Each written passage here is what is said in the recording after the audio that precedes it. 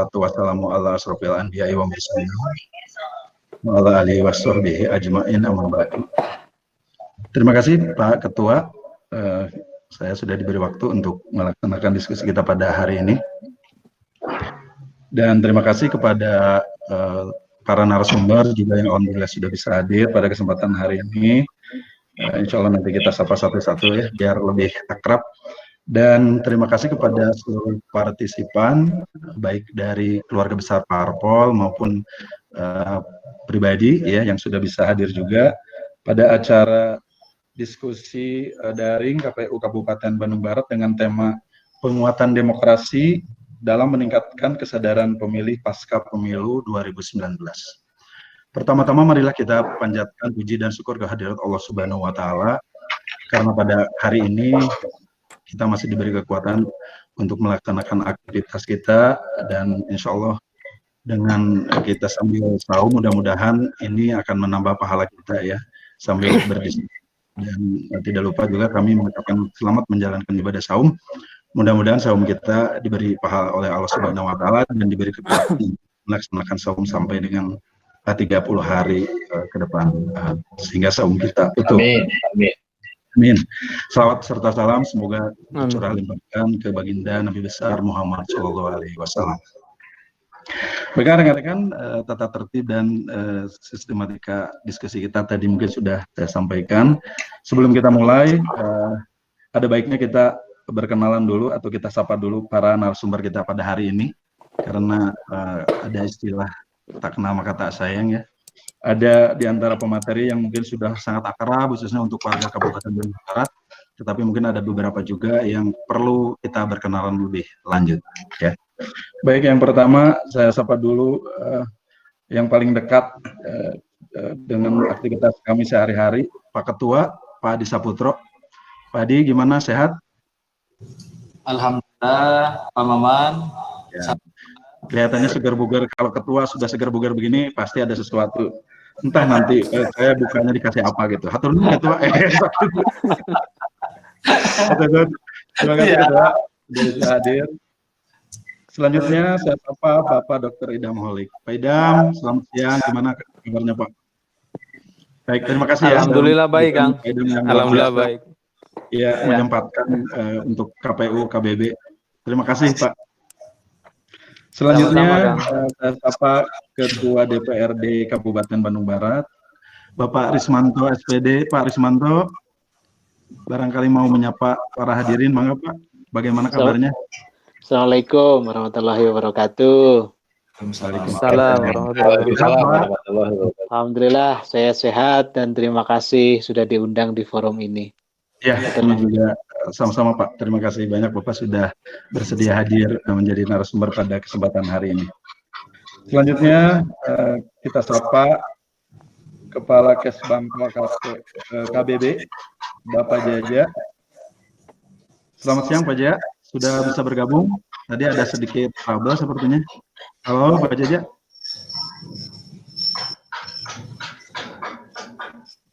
Tadi katanya laptopnya agak sedikit error, sudah join tetapi tidak ada suara. Halo Pak Jaja, sudah berpindah ke lain media. Belum masuk lagi Pak. Halo Pak Jaja. Belum masuk lagi Pak Jajanya. Oh, belum masuk ya. Mungkin masih usaha dengan keras. Insya Allah rekan-rekan, Bapak, Ibu semuanya Pak Jaja berusaha untuk bisa masuk. Selanjutnya kita sapa Pak Ujang Rohman. Ini sahabat kita, teman kita, satu rumah. Kalau Pak Ketua bilang mas satu rumah, tetapi beda dapur. Bukan. Pak Ujang, beda dapur Pak Ujang. Ya. Pak Ujang, selamat siang. Gimana kabarnya Pak Ujang? Wilujeng siang, majeng ka sontenakeun. Assalamualaikum warahmatullahi wabarakatuh. Waalaikumsalam warahmatullahi wabarakatuh. Yang PC asa emot, aduh tapi sampai sekali nya Pak Ujang ieu mah asa emot anu ieu kamari teh anu ngantunkeun Ki Solo. Nyanyi. Ya. Sempat mirip. Salam bagus ka sadayana anu kami rawuh hadir dina dari salam silaturahmi, salam pamukano, nyagi abdi di bawah dan saudara abdi pun Rohman. Ketemu teman terus diulam Ya, kami Pak Ijang, kami orang terbiasa hadir dan selalu berusaha memenuhi undangan KPU ya. Hatur nuhun Pak Ujang. Baiklah, rekan-rekan hadirin sekalian, untuk mengefektifkan waktu mungkin kita mulai saja pemateri kita yang pertama. Kita persilahkan kepada Bapak Dr. Idam Holik. Beliau adalah anggota KPU Provinsi Jawa Barat, isi sosialisasi, pendidikan pemilih, dan partisipasi masyarakat. Ini luar biasa sekali Pak Idam bisa hadir di diskusi kita karena waktu beliau saya sangat tahu sekali ya, sangat ketat dengan jadwal-jadwal yang harus dihadiri, dan alhamdulillah beliau sangat menyempatkan untuk bisa hadir pada diskusi di KPU Kabupaten Bandung Barat. Pak Idam, waktu dan tempat. Iya, Kang. Disilakan. Ya, terima kasih Kang atas perkenannya atau kesempatan yang diberikannya. Bismillahirrahmanirrahim. Assalamualaikum warahmatullahi wabarakatuh. Alhamdulillah pada siang menjelang sore hari ini saya dapat bersilaturahmi dengan ketua, anggota, dan pejabat sekretariat dari KPU Kabupaten Bandung Barat, beserta juga saya dapat bersilaturahmi dengan Bapak Ketua DPRD Kabupaten Bandung Barat, juga rekan dari Bawaslu, juga dari Bapak Kepala Kantor Kesbangpol Bandung Barat, beserta yang lainnya. Ini merupakan satu kesempatan yang sangat bernilai buat saya. Tidak hanya nanti kita akan berdiskusi, tapi juga saya dapat bersilaturahmi. Jadi silaturahminya yang lebih penting bagi saya, karena saya sangat yakin rekan-rekan yang menjadi peserta diskusi juga ini memang orang-orang yang sudah memiliki kualifikasi dalam persoalan demokrasi. Baiklah, seperti apa yang disampaikan oleh Kang Mandres, saya diminta untuk presentasi lebih awal. Temanya ini penguatan demokrasi dalam meningkatkan kesadaran pemilih pasca pemilu 2019. Dalam studi ilmu politik, partisipasi itu sebenarnya dibagi dalam dua jenis. Yang pertama itu partisipasi elektoral. Partisipasi elektoral ini partisipasi yang terjadi selama proses tahapan penyelenggaraan pemilu. Yang kedua itu adalah partisipasi politik, ya, atau yang dikenal dengan istilah lain civic engagement. Nah, civic engagement ini lebih lama waktunya karena dia partisipasi di luar tahapan pemilu. Jadi kalau hari ini KPU Kabupaten Bandung Barat bicara tentang penguatan demokrasi, ini sebenarnya substansinya adalah partisipasi politik rakyat terhadap lembaga-lembaga demokrasi di KPU di wilayah Bandung Barat maupun di wilayah Jawa Barat. Tema ini bagi saya bernilai sangat penting. Kenapa demikian? Karena sejak tahun 2004 di bulan November Pak Presiden SBY menandatangani RPJMN, Rencana Pembangunan Jangka Menengah Nasional. Dalam Rencana Pembangunan Jangka Menengah Nasional tersebut itu ada yang namanya klausul konsolidasi demokrasi untuk bidang sosial, politik, hukum, dan keamanan.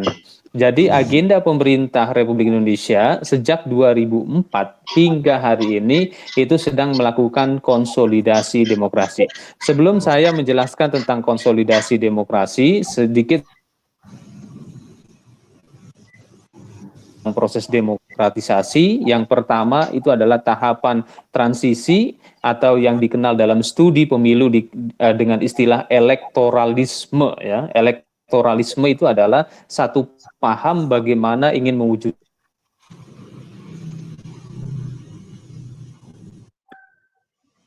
Yang kedua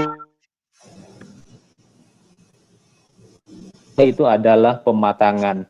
Nah, saya dulu di tahun 99 ketika saya menjadi ketua pemantau UNFREL, University Network for Free and Fair Elections.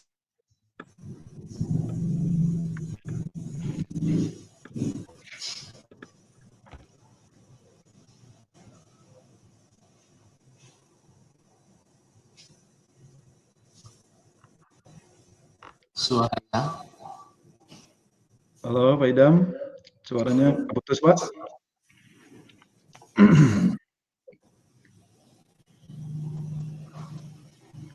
Sinyal Gimana nih, Pak Omar? Mungkin sinyalnya mungkin.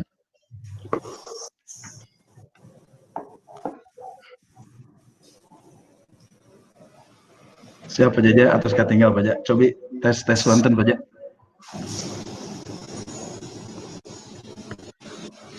Oh, biasa. Siap. Kadang eces bisa. Aja Susan. Ya, nomor dikawitan Pak Ja, nomor dikawitan. Ya, Pak Idam. Siap.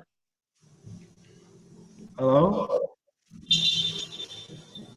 Pak Idam sepertinya menghilang. Halo Pak Idam.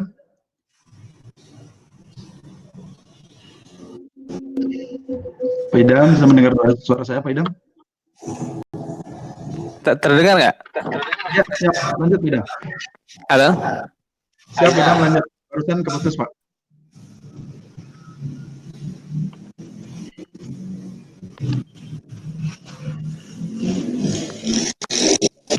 Silakan dilanjut Pak Idam, enggak?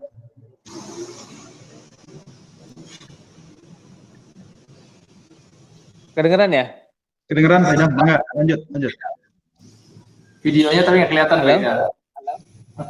Kalau boleh Ya, stop oke. videonya kata. Ya, saya lanjutkan. Kenapa saya mengapresiasi kegiatan ini? Karena memang ini bersifat sangat penting dalam konteks konsolidasi demokrasi yang menjadi agenda pemerintahan hari ini. Jadi sejak 2004 sampai hari ini pemilu sudah dilaksanakan 4 kali untuk pemilu presiden.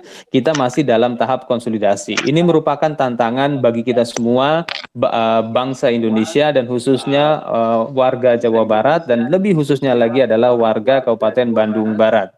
Kalau kita bicara tentang apa yang dimaksud dengan konsolidasi demokrasi, demokrasi dipahami sebagai the only game in the town. Artinya demokrasi harus dipahami sebagai satu-satunya sistem di dalam kehidupan berbangsa dan bernegara. Nah, itulah kenapa hari ini harus dilakukan banyak gerakan pendidikan politik kepada masyarakat. Saya mengapresiasi kepada apa yang dilakukan oleh DPR RI dengan kegiatan 4 pilar ya, sosialisasi 4 pilar. Nah, 4 pilar ini penting bagi saya karena masalahnya hari ini praktik berdemokrasi kita itu belum sepenuhnya dapat dipahami oleh masyarakat. Demokrasi harus dipahami dalam 2 perspektif. Yang pertama perspektif sistem politik, yang kedua perspektif sistem sosial. Nah, sistem politik demokrasi itu tidak akan berjalan baik kalau tidak didukung demokrasi sebagai sistem sosial. Apa yang dimaksud demokrasi sebagai sistem sosial? Ini demokrasi dimaknai sebagai sumber nilai-nilai kehidupan sosial. Jadi norma-norma sosial itu harus merujuk pada nilai-nilai demokrasi. Ya, kalau sekiranya ada pertanyaan, apakah demokrasi ini sesuai dengan paham-paham agama? Ya, setelah saya mengkaji berbagai literatur demokrasi, itu tidak ada yang bertentangan dengan nilai agama. Misalnya, ketika agama bicara tentang kesetaraan, di demokrasi ada. Jadi, oleh karena itu, demokrasi ini alat saja, bukan tujuan. Ya, jadi demokrasi adalah alat karena kebetulan alat inilah yang paling kompatibel dengan struktur masyarakat majemuk Indonesia. Ya, yang terrepresentasi dengan semboyan Bhinneka Tunggal Ika. Dan saya sepakat dengan apa yang disampaikan oleh Pak Mahathir Muhammad dalam forum APEC. Beliau menyatakan tidak ada sistem yang sebaik sistem demokrasi. Nah, itu. Jadi hari ini demokrasi sebagai sistem politik kita, sistem sosial kita harus betul-betul internalisasi atau kita harus bumikan. Dan kalau kita bicara tentang demokrasi, kita harus bangga sebagai bangsa Indonesia karena tahun 45 kita sudah bicara demokrasi. Apa buktinya? Alinea keempat pembukaan Undang-Undang Dasar 1945 di sana dengan jelas atau secara eksplisit negara dibentuk berdasarkan kedaulatan rakyat. terma atau frasa kedaulatan rakyat ini adalah esensi dari demokrasi. Seperti apa yang pernah disampaikan oleh Presiden Amerika Abraham Lincoln pada tahun 1889, beliau mengatakan democratic government is government from the people, by the people, and for the people. Rakyat menjadi tujuannya. Itulah kenapa pembukaan Undang-Undang Dasar itu menjadi landasan atau tujuan bernegara kita. Jadi sekali lagi, demokrasi adalah alat, dan alat ini harus kita gunakan, harus kita fungsikan dengan maksimal, ya. Oleh karena itu pendidikan menjadi kuncinya. Oke, bicara tentang penguatan demokrasi, ya, atau lebih tepatnya penguatan konsolidasi demokrasi, tentunya ini KPU tidak bisa melakukan secara sendiri. Ini harus secara bersama-sama seluruh stakeholder. Ya, seluruh stakeholder di negara ini, di Jawa Barat ataupun di Kabupaten Bandung Barat. Nah, kebetulan kalau saya mencermati komposisi pembicara pada hari ini sudah sangat tepat. Saya mengapresiasi kepada panitia, ya, sudah betul. Ini ada KPU, ada Bawaslu, ada DPRD, legislator, ya, di sana juga Pak legislator, pesertanya juga ada partai, terus juga dari Kesbangpol. Ini luar biasa dan diskusi ini saya pikir akan menarik nanti ke depannya. Ya. Bicara tentang KPU, bagaimana sebenarnya peran yang mesti dimainkan oleh KPU? Ya, KPU melakukan pendidikan politik berkelanjutan, terus melakukan kegiatan-kegiatan yang berkaitan dengan civic education. Hari ini adalah contohnya, dan ke depan mudah-mudahan kegiatan seperti ini banyak dilakukan oleh KPU Kabupaten Bandung Barat. Ya, selanjutnya berkaitan dengan Bawaslu, ya tentunya rekan-rekan Bawaslu juga sudah punya program, apalagi kalau saya cermati nggak salah ya, kader kepengawasan ini luar biasa, satu terobosan yang saya pikir perlu dipertahankan ke depannya, ya, karena ini sangat berkontribusi terhadap peningkatan demokrasi. Yang selanjutnya berkaitan dengan Pemda, ya. Pemda ya tentunya Kesbangpol saya yakin sudah punya program tentang pendidikan politik, ya, khususnya berkaitan dengan ideologi negara. Yang selanjutnya tentang bagaimana peran legislator. Ya, legislator kembali kepada Susduk, ya, kembali kepada Susduk, Undang-Undang tentang Kedudukan Dewan atau MD3, ya. Apalagi kalau kita bicara tentang demokrasi prosedural dan demokrasi substantif, ini tidak bisa dipisahkan satu sama lain. Apa yang dimaksud dengan demokrasi substantif itu adalah penyelenggaraan pemilu. Karena pemilu merupakan prosedur, ya. Pemilu merupakan instrumen dalam berdemokrasi. Ya, apa buktinya prosedur? Karena ada mekanisme bagaimana suara dikonversi menjadi kursi, ya. Bagaimana tata cara pemberian suara dan sebagainya. Itulah yang dinamakan demokrasi prosedural. Jadi pemilu itu adalah demokrasi prosedural. Lalu apa yang dimaksud dengan demokrasi substantif? Demokrasi substantif itu adalah salah satu bentuk demokrasi di mana pemerintahan yang dipilih oleh rakyat itu bekerja untuk kepentingan rakyat. Nah, tentang hal ini sebenarnya sudah dimuat dalam Undang-Undang Susduk, di mana fungsi Dewan itu sebagai agregator dan artikulator kepentingan rakyat. Dan bahkan Dewan memiliki fungsi tambahan yaitu komunikator kepentingan rakyat. Jadi berkaitan dengan penguatan demokrasi dalam rangka meningkatkan kesadaran pemilih, ini erat kaitannya dengan semua pihak termasuk kinerja di DPRD. Ini mohon maaf Pak Ketua, ini saya bicara dalam perspektif diskursus. Setuju. Ya. Terima kasih Pak Ketua.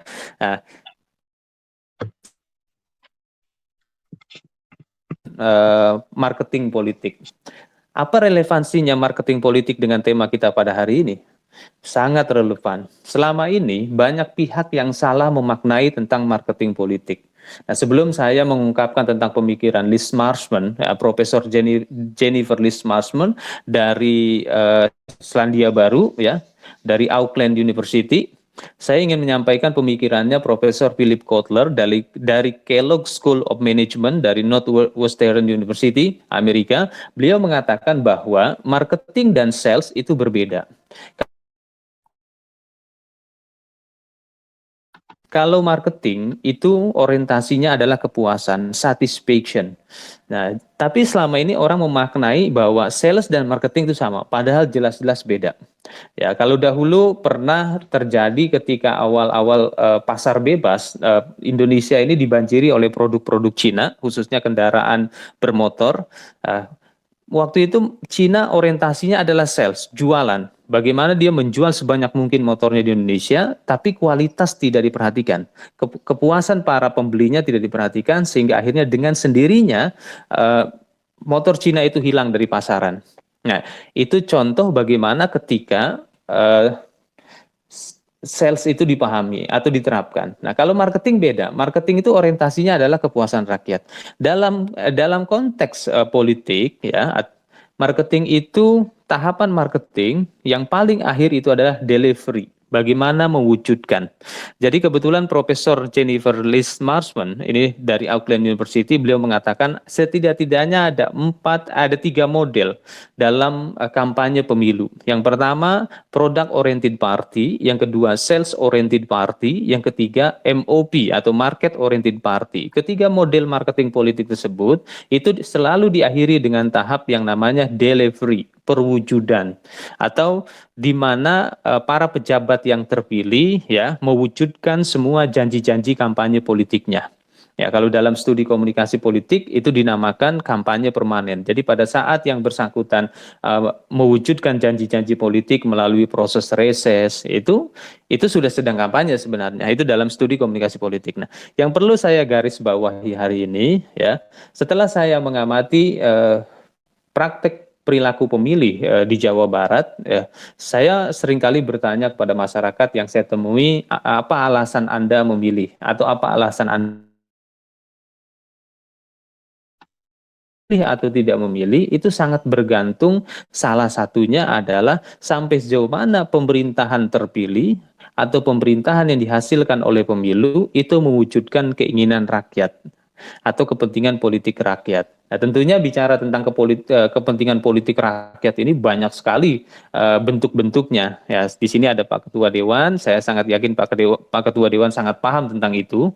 Ya, jadi pemilih sangat dipengaruhi oleh kinerja pemerintahan, oleh kinerja para pejabat yang dipilih melalui mekanisme pemilu. Ya, dan bahkan kalau sekiranya mereka itu tidak memuaskan, pejabat yang dihasilkan oleh pemilu ini tidak memuaskan, maka mereka akan memindahkan suaranya kepada para calon lainnya di pemilu yang akan datang. Itulah yang kita kenal dengan yang namanya swing voters, ya, pemilih yang pindah memilih, atau floating voters atau masa mengambang. Ya, jadi kinerja pejabat terpilih ini sangat erat kaitannya dengan loyalitas pemilih. Itu. Oke, artinya ketika kita bicara dalam perspektif marketing politik atau delivery atau perwujudan janji-janji politik, maka kita akan terhubung dengan yang namanya demokrasi deliberatif. Demokrasi deliberatif ini adalah praktik berdemokrasi di mana rakyat dilibatkan dalam pembahasan rancangan kebijakan pemerintah. Ya, ataupun rakyat memiliki kesempatan menyampaikan aspirasi atau kepentingan politiknya. Nah, terkait dengan bagaimana rakyat menyampaikan mekanisme kepentingannya ini sebenarnya sudah diatur dalam tata tertib anggota dewan atau yang diatur dalam peraturan pemerintah nomor 12 tahun 2018 itu. Jadi pada kesempatan ini bicara tentang penguatan demokrasi dalam meningkatkan kesadaran pemilih pasca pemilu. Prinsipnya bagaimana KPU memberikan pemahaman kepada masyarakat baik tentang pengetahuan elektoral maupun pengetahuan umumnya, ya. Nah, pengetahuan umumnya ini berkaitan dengan partisipasi yang saya jelaskan tadi. Kebetulan belum lama pada bulan Januari 2020 The Economist Intelligence Unit, ini salah satu unit penelitian dari majalah The Economist yang berbasis di London. Kita ini memiliki indeks demokrasi di ranking 65 dan terkategori demokrasi kita demokrasi cacat. Kenapa cacat? Betul pemilunya sudah dilaksanakan, tapi ternyata budaya politik kita belum maju. Underdeveloped political culture. Jadi budaya politik kita belum maju karena kenapa? Karena seringkali antara konstituen dengan pemilih itu tidak memiliki komunikasi yang bagus. Ya, kok maksud saya pemilih dengan yang pejabat yang dipilihnya, pemilih dengan pemerintahan yang didukungnya itu tidak memiliki komunikasi politik yang bagus. Saya tidak tahu permasalahannya ini ada di mana. Apakah memang pemilihnya yang apatis atau memang pemerintahan yang terpilih ini menutup kunci atau tidak mendengar. Tapi kalau kita lihat hari ini ada yang namanya media sosial. Media sosial ini luar biasa merubah lanskap komunikasi politik kita yang awalnya berjarak menjadi tidak berjarak, yang awalnya tidak interaktif menjadi sangat interaktif. Nah, berarti di sini perlu ada kajian lagi nih. Kenapa masyarakat menjadi pasif terhadap pemerintahan, tidak mengekspresikan kepentingan politiknya? Ya. Jadi ke depan mungkin bisa kita dalami tentang bagaimana pola komunikasi ini. Terus selanjutnya, ketika masyarakat memang mengalami keengganan atau saluran komunikasi yang tidak lancar dengan pemerintahan yang dipilih, maka nanti berpotensi pada munculnya apatisme politik. Nah, apatisme politik inilah yang nanti dalam pemilu mereka cenderung absenti atau tidak mau menggunakan hak pilihnya, atau yang kita kenal dengan istilah golput. Padahal sebenarnya golput itu pemilih aktif. Kalau kita mengacu pada praktek pemilu pada tahun 1972, golput ini mulai muncul pada bulan Juni 1972 karena dia protes, akhirnya dia datang ke TPS, dia invalidkan suaranya. Itu. Jadi kesadaran pemilih ini erat kaitannya bagaimana ia melakukan komunikasi politik dengan pemerintahan yang dihasilkan melalui mekanisme pemilu. Karena kita bicaranya pasca pemilu. Jadi diskusi pada sore hari ini lebih tepatnya kita mengelaborasi tentang bagaimana praktek demokrasi deliberatif dalam rangka penguatan konsolidasi demokrasi. Dan saya mengapresiasi kepada KPU Kabupaten Bandung Barat yang telah mengangkat tema ini. Itu saja mungkin karena pembicaranya banyak. Saya minta maaf kalau pembicaraan saya kurang tertata dan saya yakin nanti pembicara-pembicara yang lainnya akan lebih baik dari saya.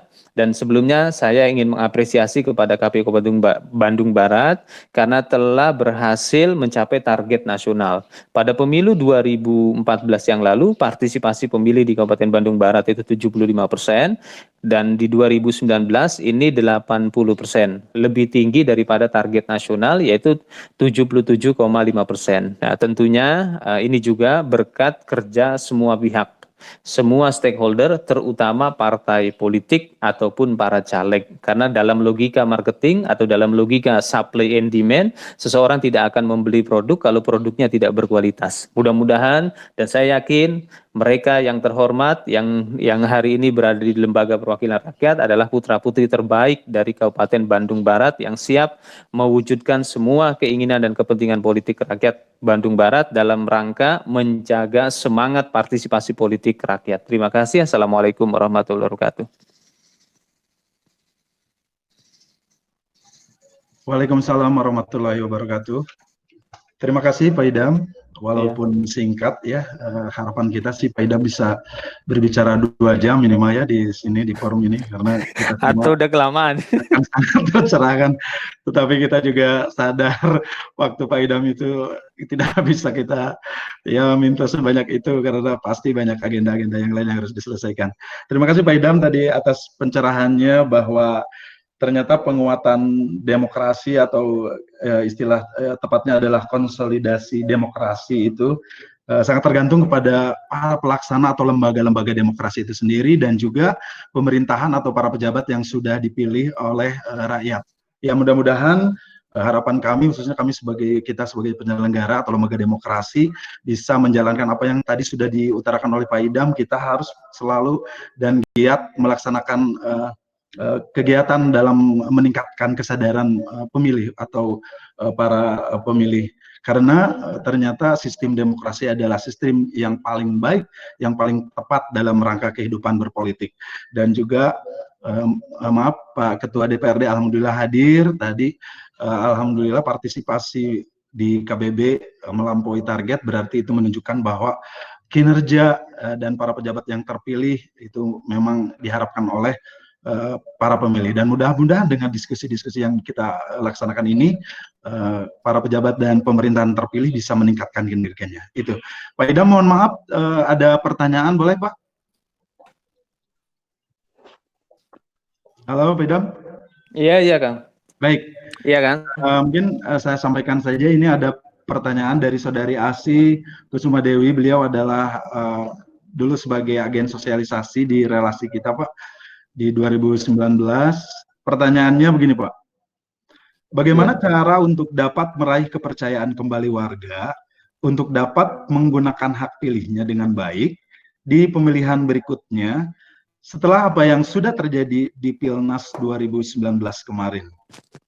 Ya, baik, saya ulangi. Iya. Bagaimana cara untuk dapat meraih kepercayaan kembali warga atau pemilih, mungkin ya Pak ya di sini konteksnya, untuk dapat menggunakan hak pilihnya dengan baik di pemilihan berikutnya setelah apa yang sudah terjadi di Pilnas 2019 kemarin. Mungkin kejadian-kejadian yang luar biasa maksudnya ya. Iya. Ya. Iya Kang. Ya, bisa ditangkap Pak Idam pertanyaannya? Oke, bisa Kang. Kuncinya adalah political trust. Kuncinya adalah kepercayaan rakyat di semua lembaga eksekutif yang dipilih melalui mekanisme demokrasi, tapi juga KPU-nya. Jadi kuncinya adalah bagaimana menjaga kepercayaan rakyat. Dalam perspektif penyelenggara pemilu, kepercayaan rakyat ini kuncinya adalah bagaimana KPU menjalankan integritas elektoral. Nah, secara sederhana, integritas elektoral ini termaktub dalam peraturan DKPP nomor 2 tahun 2017. Jadi kalau peraturan DKPP ini dilaksanakan dengan baik, maka saya yakin masyarakat atau pemilih ini memiliki kepercayaan yang besar terhadap KPU. Kepercayaan terhadap penyelenggara ini menjadi faktor penting bagi masyarakat untuk memiliki antusiasme menggunakan suaranya di pemilu. Nah, selanjutnya dari sisi pemerintahan yang terpilih, ya, baik eksekutif maupun legislatif, ya tadi dalam perspektif kepercayaan politik rakyat atau political trust dari masyarakat ini kuncinya adalah bagaimana mengartikulasi kepentingan rakyat, ya, dalam konteks pembangunan. Ya, pembangunan ini tentu tapi juga pembangunan politik. Nah, pembangunan politik itu salah satunya adalah bagaimana pemahaman aparatur pemerintah ataupun orang-orang yang berada dalam lingkungan lembaga pemerintah ini menjalankan prinsip-prinsip demokrasi. Korupsi tentunya bertentangan dengan nilai-nilai demokrasi. Jadi kalau pemerintahan itu dihantui oleh korupsi, maka dikhawatirkan pemilihnya menjadi sinis, dan kalau pemilihnya sinis, maka dia akan kehilangan kepercayaan politik. Nah, kalau sudah kehilangan kepercayaan politik, maka mereka akan apatis, gitu. Jadi memang tidak mudah untuk mengelola kepercayaan pemilih, dan kita harus sepakati bahwa suara yang diberikan oleh pemilih pada saat pemilu itu dia berikan kembali atau dia bisa tarik atau dia bisa berikan kepada yang lainnya. Dan disinilah pentingnya dalam kita melakukan penguatan demokrasi, kita harus jadikan masyarakat atau pemilih sebagai subjek politik, bukan sebagai objek politik. Nah, kalau pemilih dimaknai sebagai objek politik, maka setelah yang dilantik menjadi pejabat terpilih dan memasuki lembaga pemerintahan atau lembaga publik, yang bersangkutan melupakan pemilih, dan yang bersangkutan akan kembali pada saat pemilu nanti. Itu. Dan mudah-mudahan ini tidak ada, saya yakin tidak ada di lembaga legislatif di Kabupaten Bandung, karena semuanya pasti orang-orang yang terbaik. Itu. Ya, kalau itu terjadi, maka pemilih sudah pasti, ya, pertama dia akan apatis, atau yang kedua dia akan mengalihkan dukungannya. Jadi terkait dengan konteks ini, ya, adalah kemampuan komunikasi, baik itu komunikasi KPU maupun komunikasi lembaga-lembaga demokrasi yang dihasilkan lewat pemilu. Itu yang bisa saya sampaikan, Kang. Terima kasih. Baik, terima kasih Pak Idam atas jawabannya. Mudah-mudahan TASI puas ya dengan jawaban yang luar biasa yang sudah disampaikan oleh Pak Idam. Barangkali ada yang lain rekan-rekan, karena masih ada kesempatan untuk satu penanya lagi. kami persilakan boleh secara langsung menyampaikan pertanyaannya. Cukup? Tidak ada lagi yang mau bertanya? Cekap, Pak. Mangga. Cekap, Pak. Oh, cekap. Baik, kalau begitu berarti dengan tadi diakhiri oleh jawaban Pak Idam, presentasi dari Pak Idam kita cukupkan. Terima kasih Pak Idam atas presentasinya yang sangat Iya, luar terima biasa, kasih Kang. sangat mencerahkan.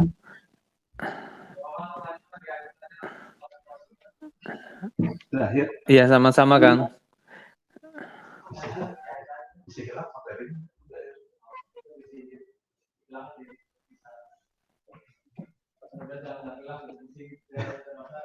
Oh gitu. Baik. Baik, sekali lagi terima kasih Pak Idam dan Iya Kang, sama-sama. ya kita lanjut ke pemateri berikutnya.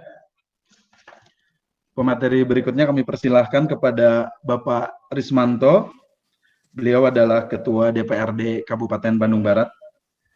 Mangga Pak, kami persilahkan. Baik, terima kasih Kang Maman. Assalamualaikum warahmatullahi wabarakatuh. Waalaikumsalam. Waalaikumsalam warahmatullahi wabarakatuh. Bismillah, alhamdulillah, syahadu ala ilaha illallah wahdahu la syarika lahu wa syahadu anna Muhammadan abduhu wa rasuluh alladzi la nabiyya ba'dah.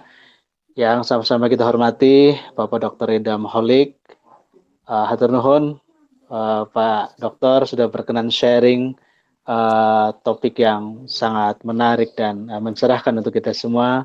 Juga Pak Ketua KPUD, Pak Adi Saputro yang sudah berinisiasi menyelenggarakan kegiatan yang bagus ini. Pak Ujang Rohman dari Bawaslu, juga tidak lupa Pak Jaja, Pak Kesbangpol Bandung Barat, rekan-rekan hadirin sekalian yang ada di forum ini yang tidak bisa saya sebutkan satu persatu. Baik, saya akan mengawalinya dengan keyakinan saya bahwa yang namanya demokrasi itu memang selalu berproses.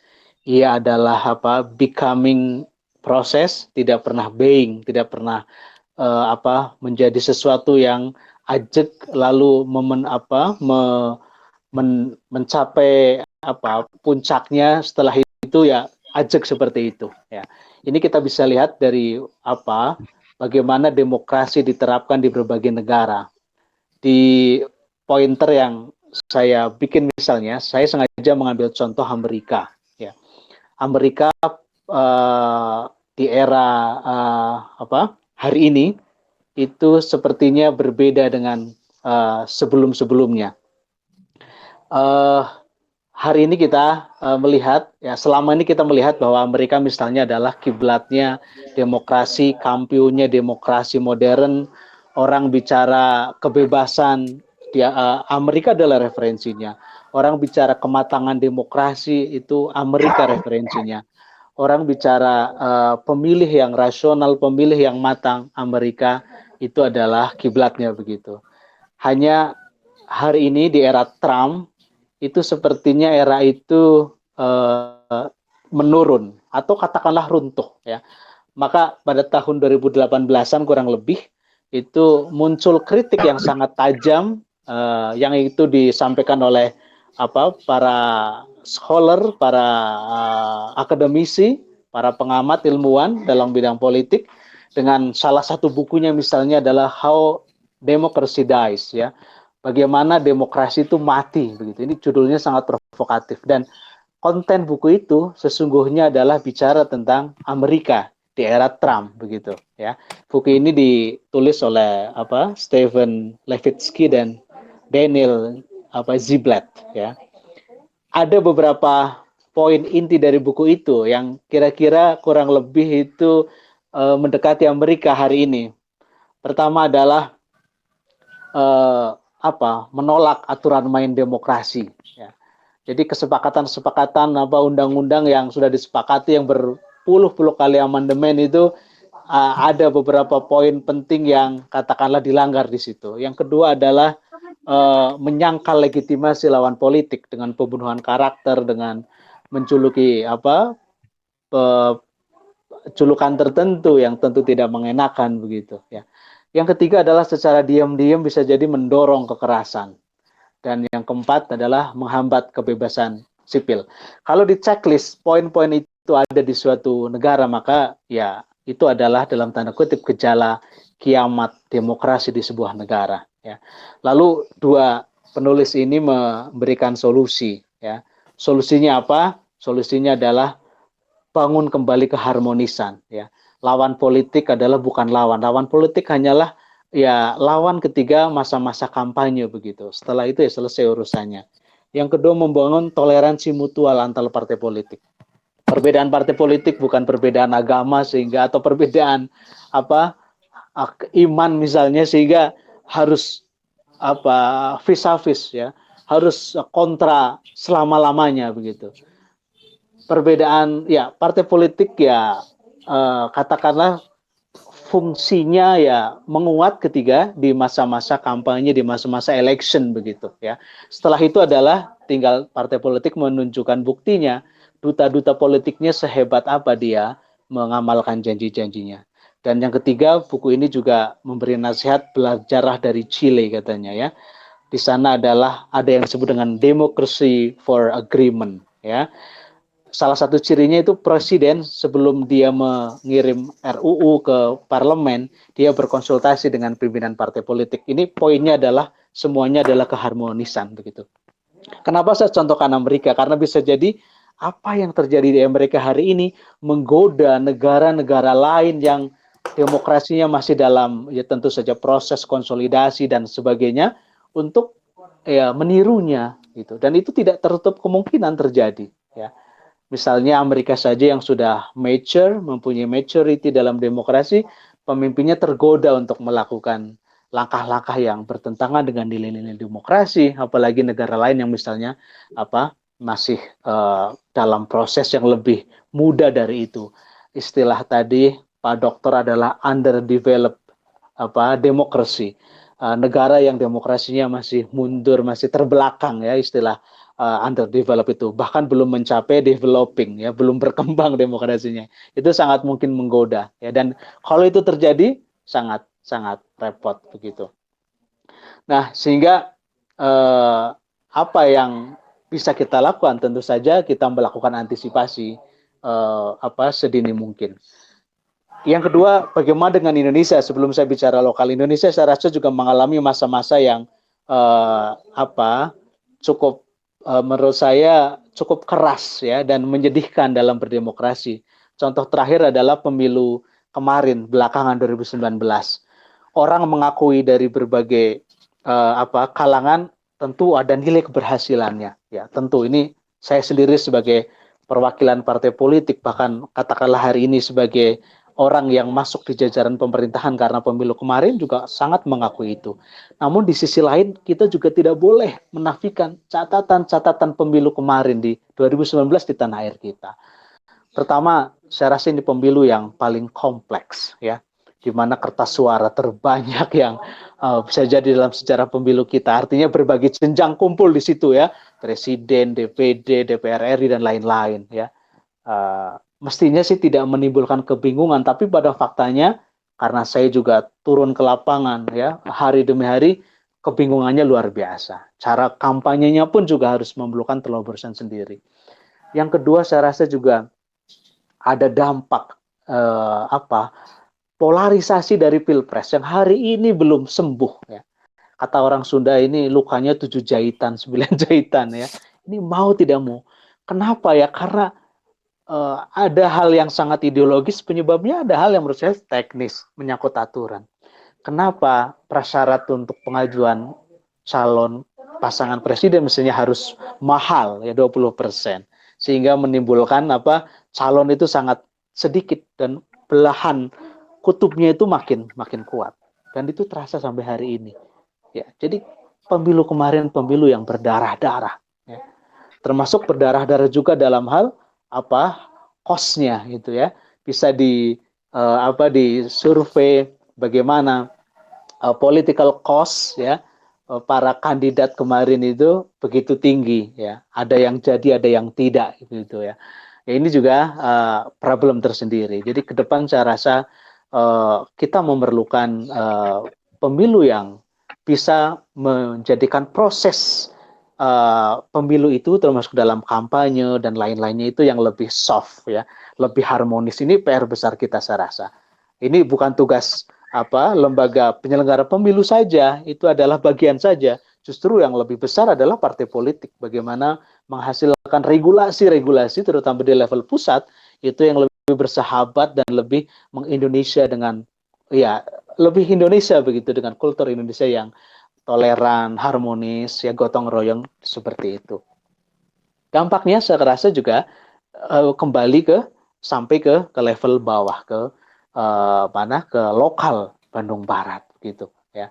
Dan kita tentu tidak ingin keterbelahan ini berlanjut terus ya. Lalu bagaimana dengan di lokal ya? Saya rasa di lokal Bandung Barat kami merasakan betul belahan itu ya, kemarin 2019 ya. Masyarakat jadi bertanya-tanya, sekejam inikah demokrasi? Harus berdarah-darah seperti inikah demokrasi? Semahal inikah kos demokrasi yang harus kita tempuh begitu? Saya rasa ini pertanyaan-pertanyaan kritis wajar yang harus menjadi bahan kontemplasi kita, renungan kita, dan ke depan nggak boleh terjadi ya. Maka yang muncul adalah misalnya masyarakat yang agak apatis gitu, untuk kalau tidak mengatakan kapok atau bahasa psikologisnya adalah fobi dengan proses demokrasi kita, dengan proses pemilu kita itu ada saya rasa. Sekedar menyampaikan contoh, ada sebuah buku yang ditulis oleh Pak Saiful Mujani, ini buku keroyokan William Liddell begitu ya. Lalu Pak Ambardi, Pak Kuskrido Ambardi, namanya judulnya ada Kaum Demokrat Kritis. Meskipun buku ini menyorot pemilu kita sejak 99 sampai 2014, tetapi sejumlah simpulannya relevan dengan hari ini. Apa temuannya? Temuannya adalah kira-kira yang pertama, ini bagian dari analisa buku ini, bahwa masyarakat yang tidak ikut berpartisipasi dalam perhelatan demokrasi itu kalau digeneralisasi menjadi disederhanakan itu menjadi dua alasan. Yang pertama adalah alasan yang memang bisa jadi alasan yang rasional. Yang kedua adalah alasan teknis. Ya. Alasan yang rasional misalnya kalau dirangkum itu menjadi satu kalimat bahwa pemilu itu kurang atau tidak penting begitu. Dan itu angkanya cukup tinggi. Ya, ada yang separuh lebih gitu ya dari jumlah yang tidak memilih. Ya. Di 2004 misalnya pada angka 46%, di 2009 38%, 2014 pekan di 64% ya. Ini sampai kemarin begitu ya. Lalu yang kedua alasan teknis, tidak terdaftar, sakit dan lain-lain. Ini menyangkut oleh penyelenggara pemilu ya. Ini sekedar contoh. Lalu temuan lain ini, simpulan dari buku ini yang cukup menarik adalah, dan saya rasa hari ini juga relevan. Pertama adalah secara empiris diakui jumlah pemilih kita kian hari kian rasional. Ya ini kita harus akui karena masyarakat kita insya Allah lebih well educated ya, yang berpendidikan tinggi itu makin banyak begitu, yang berpengalaman dalam demokrasi makin banyak, itu sangat masuk akal. Namun sisi lainnya adalah kesadarannya menaik, tetapi ada hal yang menurun, yang trennya negatif ya, yaitu dalam keterlibatan dalam proses demokrasi ini. Trennya itu negatif.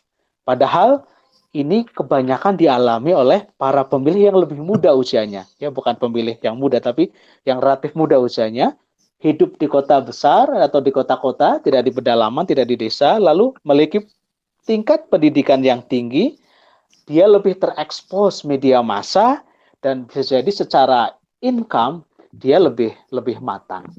Ya ini saya rasa buku ini perlu lebih dalam mengkaji lagi kenapa bisa terjadi ya. Dan saya rasa tren seperti ini juga terjadi di di Bandung Barat begitu ya. Lalu bagaimana kita bisa keluar dari kondisi ini ya, bahwa pasca 2019 kita harus lebih optimis, membangun demokrasi yang lebih matang, demokrasi yang lebih tentu saja nyaman untuk semuanya ya, nyaman untuk warga masyarakat. Saya rasa PR-nya yang paling utama saya rasa dari partai politik gitu ya. Agenda penguatan demokrasi yang pada ujungnya nanti juga menyangkut opini publik terhadap demokrasi, terhadap pemilu, terhadap partai politik. Parpol ini gerbangnya penguatan demokrasi. Apa PR parpol? Adalah bagaimana ia bisa menyajikan kandidat-kandidat yang berbobot itu dalam konteks legislatif maupun dalam eksekutif, pemilihan pilkada dan lain-lain ya. Kandidat yang berbobot itu yang lebih bisa menyajikan kampanyenya secara edukatif ya. Kemarin itu terjadi perang banyak hal, tidak hanya perang atribut, dan bisa jadi juga perang money politik mungkin juga terjadi begitu ya. Ini harus bisa ditekan dengan seminimal mungkin. Perangnya nanti adalah perang gagasan, perang politik yang mengedukasi, intinya begitu. Yang kedua adalah tentu institusi penyelenggara pemilu, tapi itu poin sekian ya. Yang ketiga tentu saja pemerintah sebagai bagian yang tidak terpisahkan ya. Bagaimana memfasilitasi proses pendidikan politik yang bagus ya. Bahwa pendidikan politik itu atau ya semacam upaya-upaya kampanye ya, bukan kampanye politik ansik dalam makna yang sempit partai politik, tetapi juga membangun kesadaran politik publik itu tidak hanya menjelang pemilihan, tetapi bisa dilakukan jauh-jauh hari gitu, mengkampanyekan betapa pentingnya proses demokrasi, di dalamnya ada proses pemilihan itu ya. Yang kedua adalah, kalau tadi penguatan demokrasi, kedua adalah penguatan pemahaman pemilih begitu ya. Saya berhayal bagaimana ke depan kita punya suasana kampanye yang sama sekali tidak berdarah-darah, hoax kalau bisa ditekan sedini mungkin, sosial media juga adem ayem begitu ya, tidak panas ya, tidak panas membara atau bahkan berdarah-darah seperti yang pernah kita alami begitu ya. Lalu yang lebih penting adalah tidak ada rakyat ini seolah-olah dibelah menjadi dua. Kalau tidak A berarti B, kalau tidak milih A berarti wah luar biasa, perang dua kutub itu luar biasa ya ininya. Dan maka dari itu saya rasa syarat-syarat dalam pemilihan eksekutif ya di presiden misalnya lebih diperlonggar dalam hal persentase jumlah kursi misalnya menjadi 7-10% dan lain-lain misalnya. Nah, saya rasa itu dulu sementara Pak Moderator.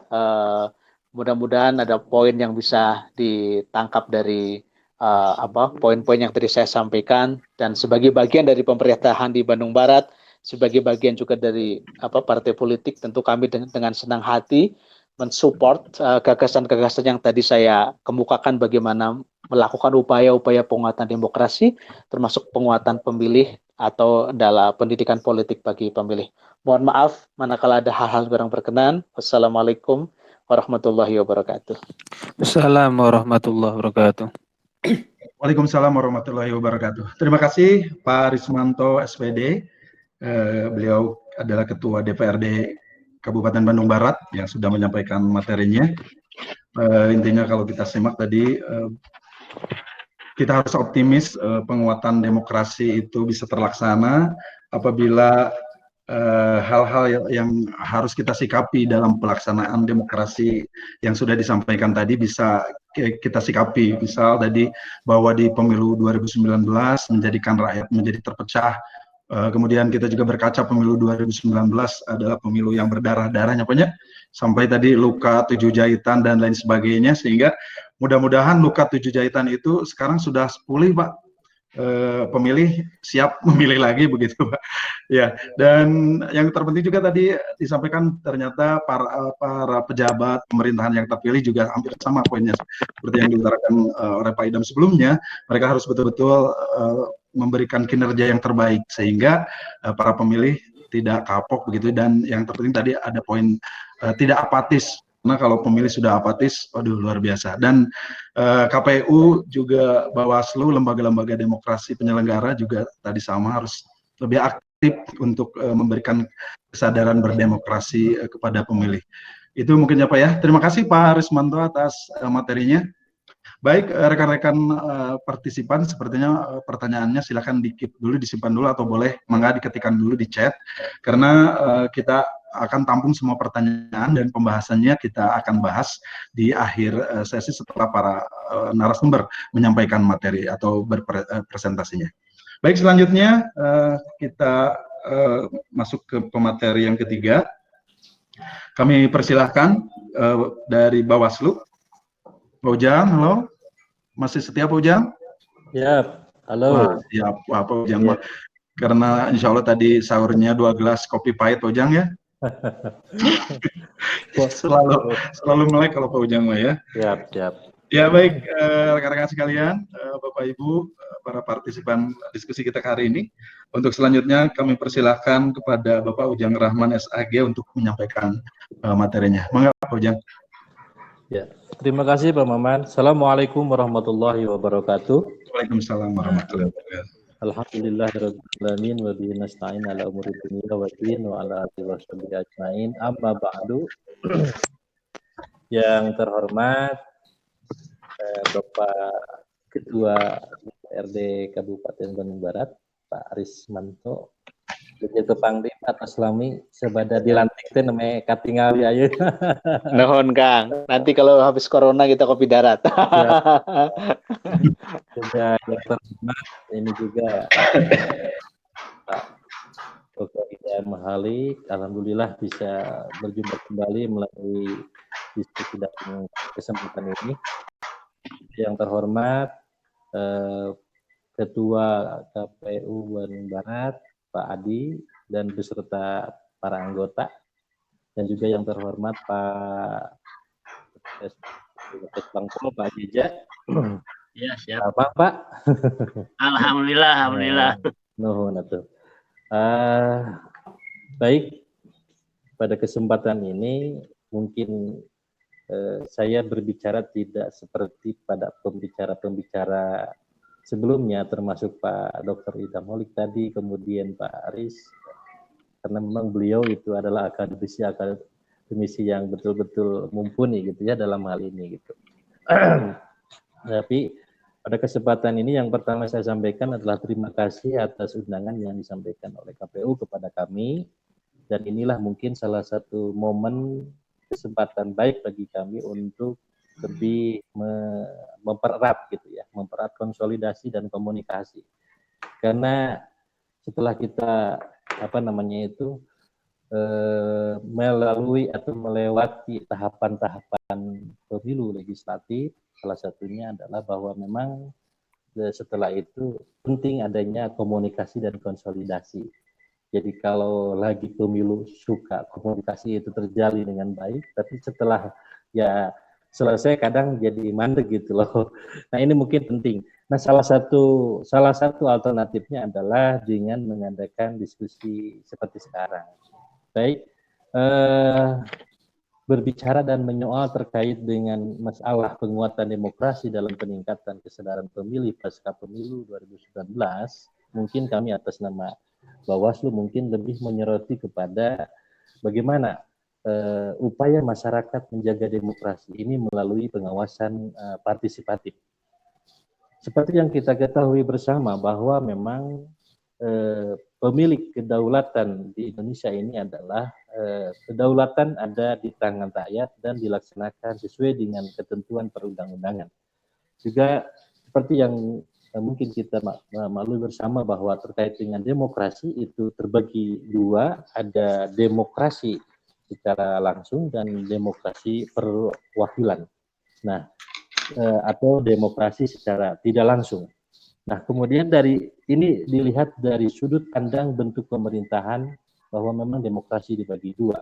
Nah, demokrasi langsung itu memang semua populasi orang dewasa hadir dalam bentuk majelis mengambil bagian dalam pengambilan keputusan dan pelaksanaan kedaulatan dan tidak mendelegasikan kekuasaannya kepada orang lain atau perwakilan. Nah, sedangkan di dalam demokrasi langsung itu ada beberapa perangkat yang diantaranya adalah ada referendum, di mana referendum ini artinya adalah merujuk beberapa masalah penting kebijakan atau keputusan kepada rakyat serta amandemen seperti amandemen konstitusi. Kemudian juga perangkat lain terkait dengan demokrasi langsung ini adalah inisiatif. Ini menyeratkan bahwa masyarakat atau bagian tertentu dari warga negara dapat mengambil inisiatif untuk pengesahan pilihan hukum tertentu yang diinginkan. Kemudian juga dari perangkat demokrasi langsung ini adalah yang disebut dengan adanya rekal atau pembatalan. Nah, sehingga dengan salah satu dengan perangkat ini orang-orang dari pemilihan secara mayoritas dapat meminta legislatif menarik kembali perwakilannya sehingga membatalkan status perwakilan tersebut sebagai legislator. Nah, kemudian di antara demokrasi langsung itu ada yang disebut dengan pemilu. Nah, barangkali apa fungsi pemilu? Ini juga mungkin Bapak-bapak dan sekalian yang ikut pada kesempatan ini juga paham. Apa itu pemilu? Nah, yang jelas menurut pemahaman yang kami ketahui bahwa memang pemilu itu adalah instrumen pergantian kepemimpinan politik secara reguler, damai, dan partisipatif. Kemudian pemilu itu juga adalah instrumen partisipasi rakyat dalam politik dan pemerintahan melalui fungsi partisipasi rakyat dalam pemilihan kepemimpinan politik. Kemudian pemilu itu juga adalah merupakan instrumen partisipasi rakyat dalam mengevaluasi kinerja kepemimpinan politik, reward and punishment. Kemudian ini sangat menarik dengan tema yang kita diskusikan sekarang terkait dengan masalah penguatan demokrasi. Lantas masyarakat ataupun dalam hal ini mungkin juga pemilih itu harus terlibat dalam pengawas pemilu. Itu apa alasannya? Ya, ini pertama adalah untuk memastikan terlindunginya hak politik warga masyarakat. Kemudian alasan berikutnya adalah untuk memastikan terwujudnya pemilu yang bersih, transparan, dan berintegritas dari sisi penyelenggara dan penyelenggaraannya. Kemudian juga mengapa masyarakat atau pemilih harus terlibat dalam mengawasi pemilu? Tentu ini adalah untuk mencegah terpilihnya calon-calon pemimpin yang korup dan tidak amanah. Kemudian apa resiko ketidaklibatan masyarakat dalam pengawasan pemilu? Pertama adalah resiko terhadap penyelenggaraan pemilu, yaitu diantaranya dapat menghasilkan konflik kekerasan. Kemudian juga hilangnya kepercayaan rakyat, resiko terhadap demokrasi. Kemudian juga terjadi arus balik dari demokrasi menuju tirani baru. Dan diantaranya resiko terhadap penyelenggaraan pemilu itu adalah apatisme terhadap demokrasi. Atau ada kecenderungan melihat masa lalu meskipun otoritarian tetapi dianggap lebih stabil. Nah, kemudian risiko terhadap masa depan bangsa karena memang hasil yang tidak maksimal dari pemilu itu, yaitu diantaranya adalah lemahnya kapasitas kepemimpinan yang dihasilkan. Kemudian legitimasi politiknya dipertanyakan dan melemahnya orientasi pemimpin pada pembangunan negara hukum yang demokratis.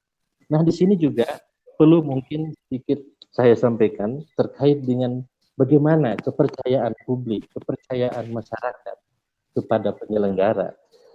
Ketika saya baca-baca di dalam salah satu hasil survei nasional Januari 2019, di situ ada, pertama adalah tingkat kepercayaan publik kepada KPU, di mana di situ ada satu pertanyaannya, yakinkah KPU mampu atau yakin KPU mampu penyelenggara pemilu? Nah, di situ maka secara umum ada beberapa koresponden ataupun yang menjawab, dan pada presentasinya lebih banyak bahwa mereka diantaranya adalah ada yang sangat yakin, cukup yakin, kurang yakin, tidak yakin. Nah, presentasinya itu adalah cukup yakin. Kemudian juga kepercayaan terhadap Bawaslu, kepercayaan publik terhadap Bawaslu. Apakah yakin Bawaslu mampu mengawasi pemilu? Dan ini juga presentasinya besar dibanding dengan kurang yakin dan sangat yakin dari publik terkait dengan kepercayaannya kepada dalam hal ini adalah Bawaslu. Kemudian ini juga perlu saya sampaikan terkait dengan masalah penguatan demokrasi ini, karena memang di dalam pemilu itu ada hal-hal yang terkait dengan seperti yang dikatakan tadi Pak Ketua DPRD itu adalah berdarah-darah, mungkin ia menjadi nyeri lagi kalau gitu jahitan jenakannya gitu.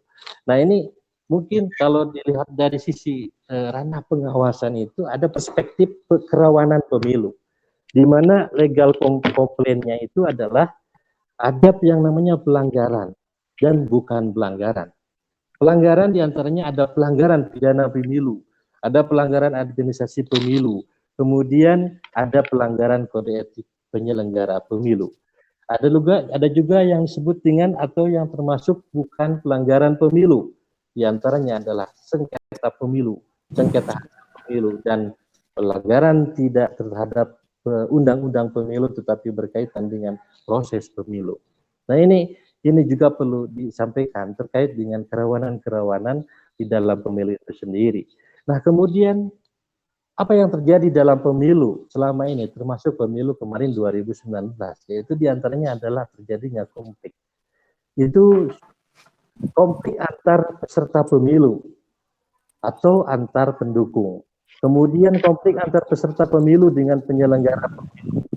Dalam hal ini mungkin KPU atau pengawas, dan dalam ini termasuk adalah vertikal konflik. Kemudian juga dari konflik ini adalah konflik peserta pemilu atau dengan masyarakat dengan pemerintah. Nah ini juga perlu disampaikan bahwa memang bagaimana pencerahan terhadap pemilih terkait dengan atau pasca pemilu 2019.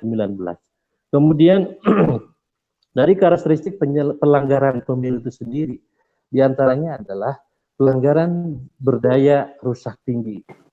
Nah, berdaya rusak tinggi ini adalah daya rusak terhadap integritas pemilu, ya, integritas pemilu, yaitu kemudian ada daya rusak tatanan demokrasi, dan kemudian daya rusak terhadap moralitas bangsa. Jadi pelanggaran ini ada yang tingkatannya itu tingkatnya rusak tinggi, diantaranya adalah termasuk adalah daya rusaknya terhadap integritas pemilu.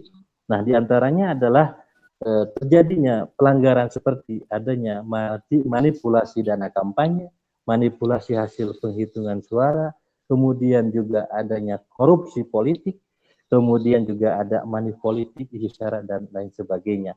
Dan itu juga perlu disampaikan. Ini adalah merupakan mungkin salah satunya adalah termasuk ranahnya Badan Pengawas Pemilu. Kemudian perlu kami sampaikan juga terkait dengan menyorot bahwa pemilu 2019 yang sudah lalu itu diantaranya bahwa termasuk di Kabupaten Bandung Barat ini terjadi beberapa jenis pelanggaran yang diantaranya mungkin secara global ada pelanggaran administrasi, dan ini memang tidak lanjut ke KPU sesuai tingkatan dan jadi bisa diselesaikan di tingkat sesuai dalam hal ini adalah di tingkat kabupaten. Kemudian pelanggaran pidana, dan ini juga ada cuman tidak lanjut ke Kepolisian Republik Indonesia. Dan kemudian juga ada pelanggaran kode etik, namun ini tidak lanjut ke DKPP, tetapi juga bisa diatasi dengan Bawaslu ataupun dengan lembaga sebelum ke DKPP. Baik, kemudian perlu juga kami sampaikan, ini terkait dengan bahwa pemilu itu terjadi kerawanan pemilu itu berdasarkan peta. Kalau dilihat dari peta aktor, adanya yang terjadi setelah kemarin pelaksanaan pemilu 2019 adalah diantaranya penyelenggara pemilu. Salah satu kerawanan pemilu terkait dengan peta aktor penyelenggara pemilu itu ketidaknetralan dan ketidakprofesionalitasan. Kemudian yang kedua dari peserta pemilu, adanya pelanggaran aturan pemilu. Kadang ketika kemarin terjadinya pemilu legislatif kemarin mungkin ada di antara para caleg-caleg yang tidak tahu aturan gitu kan. Nah, kemudian juga peserta pemilu itu kerawanan pemilu dilihat dari si peserta pemilu itu adalah sengketa antar peserta pemilu. Dan kemudian sengketa antara peserta pemilu dengan penyelenggara pemilu. Nah, yang ketiga ataupun yang berikutnya adalah dilihat atau berdasarkan peta aktor itu masyarakat. Nah, kerawanan pemilu itu bisa dilihat dari pelanggaran aturan pemilu dan konflik antar pendukung. Dan ini juga memang perlu perlu disampaikan gitu kan. Baik. Kemudian apa bentuk partisipasi yang mesti dilakukan oleh masyarakat terkait dengan hal ini? Maka salah satu yang menjadi catatan penting bagi kami diantaranya adalah terhadap mulai hal yang sederhana, diantaranya seperti dalam tahapan pendaftaran pemilih, gitu kan. Tidak sedikit masyarakat masih belum mendapatkan informasi terkait dengan pendaftaran pemilih.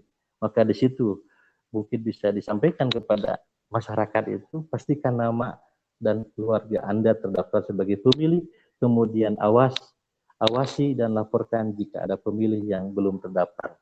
Itu barangkali. Kemudian juga di tahapan pemungutan dan penghitungan suara. Catatan kami setelah pemilu 2019 kemarin adalah diantaranya mungkin termasuk salah satunya adalah kurangnya laporan-laporan dari masyarakat, dan laporan yang ada itu hanyalah dari penyelenggara itu sendiri, dalam hal ini adalah pengawas pemilu sesuai tingkatan.